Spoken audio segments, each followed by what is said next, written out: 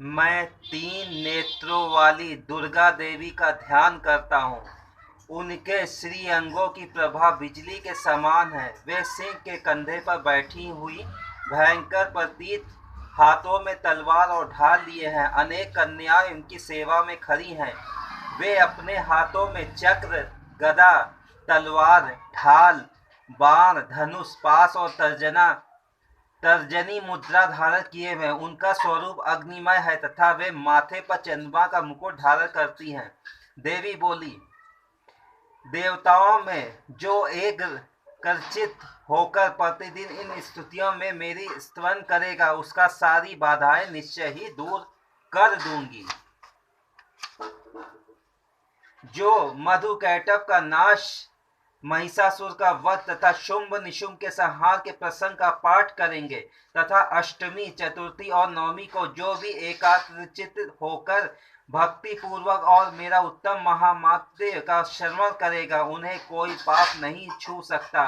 उन पर पाप जनित आपत्तियां भी नहीं आएगी। उनके घरों में कभी दरिद्रता नहीं आएगी तथा उन्हें कभी प्रेम जनों के विछोह का कष्ट भी नहीं भोगना पड़ेगा। इतना ही नहीं, उन्हें शत्रु से, लुटेरों से, राजा से, शस्त्र से, अग्नि से तथा जल राशि से भी कभी भय नहीं होगा। इसलिए सबको एकाग्रचित होकर भक्ति पूर्वक मेरे इस महत्व की सदा पढ़ना और सुनना चाहिए। ये परम कल्याणकारी है। मेरा महात्म महामार जनित समस्त उपद्रवों तथा आध्यात्मिक तथा तीनों प्रकार के उत्पातों को शांत करने वाला है।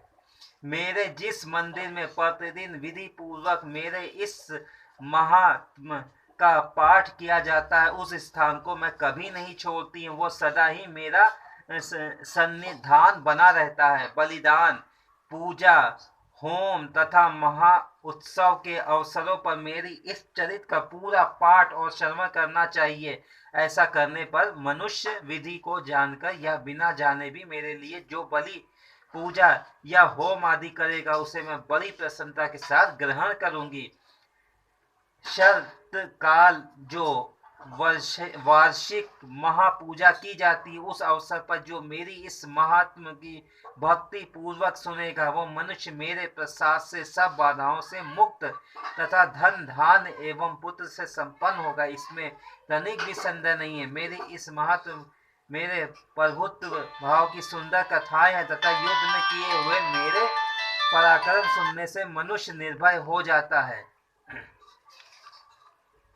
मेरे महात्म का श्रवण करने वाले पुरुषों के शत्रु नष्ट हो जाते हैं। उन्हें कल्याण की प्राप्ति होती है तथा उनका कुल आनंदित रहता है। सर्वस्त्र शांति। कर्म में बुरे स्वप्न दिखाई देने पर, ग्रह जनित भयंकर पीड़ा उपस्थित होने पर मेरा महत्व श्रवण करना चाहिए। इससे सब विघ्न और तथा भयंकर ग्रह पीड़ाएं शांत हो जाती और मनुष्यों को देखा हुआ दुस्वप्न शुभ स्वप्न में परिवर्तित हो जाता है। बाल ग्रहों में आक्रांत एवं बालकों के लिए ये महत्व शांतिकारक है तथा मनुष्य के संगठन में फूट होने पर यह अच्छी प्रकार मित्रता कराने वाला होता है। ये महत्व समस्त दुराचारियों के बल का नाश करने वाला। इसके पाठ मात्र से राक्षसों, भूतों और पिशाचों का नाश हो जाता है। मेरा ये सब महत्व मेरी समीप भी प्राप्त कराने वाला पशु, पुष्प,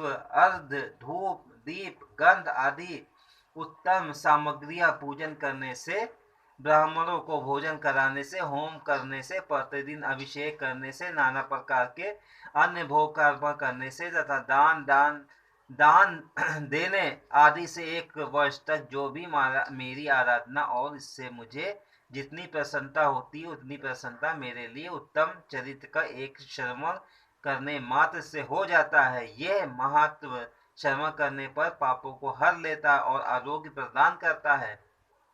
मेरे इस धर्म का कीर्तन समस्त भूतों से रक्षा करता तथा मेरा युद्ध विशिष्ट चरित्र तथा दैत्यों का संहार करने वाला।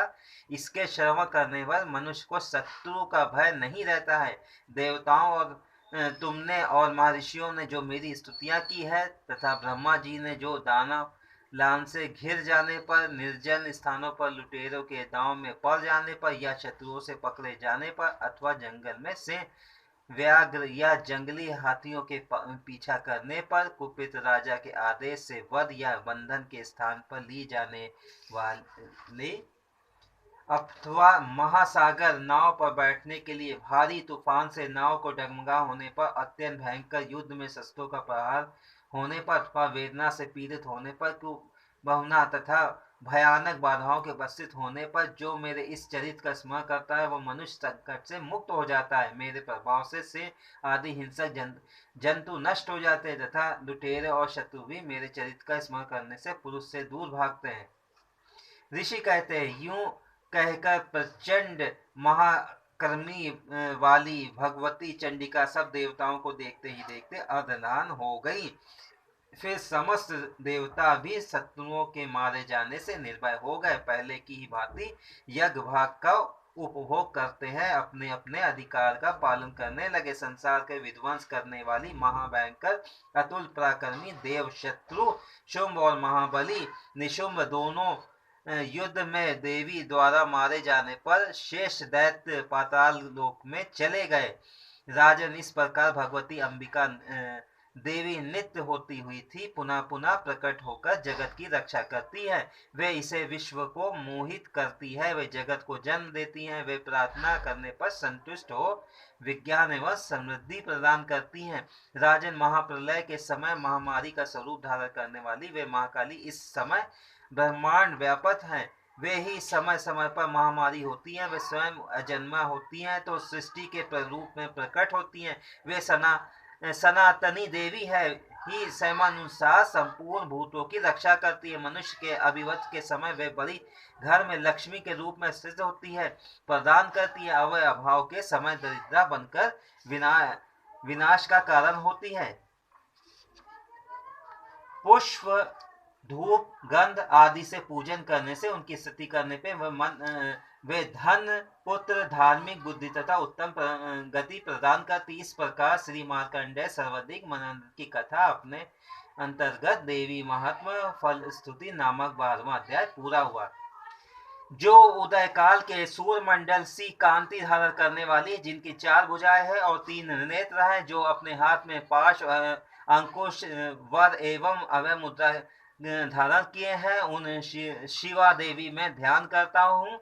ऋषि कहते हैं, राजन, इस प्रकार मैंने तुमसे देवी के उत्तम महामंत्र वर्णन करता है जो इस जगत को धारण करती है। देवी का ऐसा ही प्रभाव है, वे विद्या ज्ञान उत्पन्न करती है। भगवान विष्णु की माया स्वरूपा उन भगवती द्वारा ही तुम वे वैश्य तथा अन्य विवेकी जन मोहित होते हैं, मोहित हुए हैं तथा आगे भी मोहित होंगे। महाराज, तुम उन परमेश्वरी शरण में जाओ, आराधना करने पर वे मनुष्य को भोग, स्वर्ग तथा मोक्ष प्रदान करती हैं। मार्कंडेय जी कहते हैं, कौशिक जी, मेघन मुनि ये वचन सुनकर राजा सुरथ ने उत्तम व्रत का पालन करने वाले उन महाभोग्य महर्षि को प्रणाम किया। वे अत्यंत ममता और राज्य प्रहान बहुत खिन्न हो चुके थे। महामुनि इसलिए विरक्त होकर वे राजा तथा वैश्य तत्काल तपस्या को चले गए। वे जगदम्बा के दर्शन के लिए नदी तट पर रहकर तपस्या करने लगे। वे वैश्य उत्तम देवी सूतक जप करते हुए तपस्या में प्रवृत्त हुए। वे दोनों नदी के तट पर देवी की मिट्टी की मूर्ति बनाकर पुष्प, धूप और हवन आदि द्वारा उनकी आराधना करने लगे। उन्होंने पहले तो आहार की धीरे धीरे कम किया, फिर बिल्कुल निराहार रहकर देवी में ही मन लगाया। एकाग्रता पूर्वक उन्होंने चिंतन आरंभ किया। वे दोनों अपने शरीर के रक्त से प्रेषित बलि देते हुए लगातार 3 वर्षों तक स्वयं संयम पूर्वक आराधना करते रहे। इस प्रकार होकर जगत की धारणा करने वाली चंडिका देवी प्रत्यक्ष दर्शन देकर कहा। देवी बोली, राजन, तुम अपनी कुल की आनंदित करने वाली वैश्य, तुम लोग जिस वस्तु की अभिलाषा रखते हो वह मुझसे मांगो, मैं संतुष्ट हूँ, अतः तुम सब कुछ दूंगी। मार्कंडेय जी कहते हैं, तुम राजा दूसरे जन्म में नष्ट न होने वाली राज्य मांग लो। इस जन्म में शत्रुओं की सेना बलपूर्वक नष्ट करके पुनः अपना राज्य प्राप्त कर लेना। वरदान मांगा। वैश्य का चिंत संसार ओर से खिन्न हुआ, विरक्त हो चुका था और बड़े बुद्धिमान थे। अतः उस समय उन्होंने ममता और अहत रूपा असक्त नाश करने वाला ज्ञान मांगा। देवी बोले, राजन तुम थोड़ी ही दिनों में शत्रुओं को मारकर अपना राज प्राप्त कर लोगे। अब तुम्हारा राज स्थिर रहेगा। फिर मृत्यु मृत्यु के पश्चात तुम भगवान विष्णु सूर्य के अंश से जन्म लेकर इस पृथ्वी पर सर्वाधिक मनु के नाम से विख्यात होगे। वैश्य व्रत, तुमने भी जिस वर को मुझसे प्राप्त करने की इच्छा की है उसे देती हूँ। तुम मोक्ष के लिए ज्ञान प्राप्त होगा। मार्कंडे जी कहते हैं, इस प्रकार उन दोनों देवी अंबिका तत्काल अर्ध हो गई। इस तरह देवी से वरदान पाकर क्षत्रिय श्रेष्ठ सूरज जन्म से ले सर्वाधिक नामक मनु होंगे। इस प्रकार श्री मार्कंडेय जी सर्वाधिक मनवंत की कथा अंतर्गत देवी आत्मा सुरक्षा और वैश्य का वरदान नामक 13वां अध्याय पूरा हुआ।